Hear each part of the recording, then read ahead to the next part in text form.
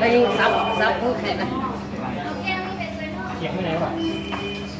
ยิงอย่างเลยไปทุกวันเราเป็นทีมของมาจากแล้วก็ฝั่งนู้นข้างในมีเชฟสำหรับทำพลาสติก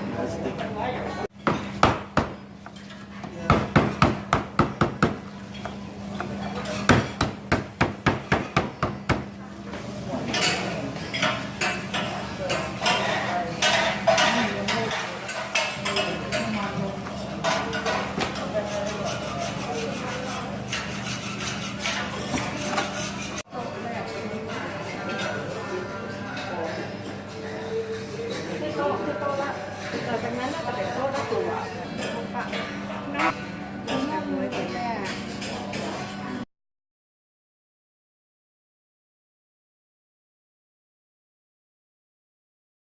สมมติว่าท่านจะมาใช้บริการที่นี่จอง4 ท่านคุณจะได้กุ้งมันก็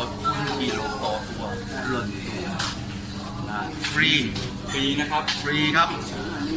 กิโลละ1,800คุณถูกก็900ผมยิ่งกว่า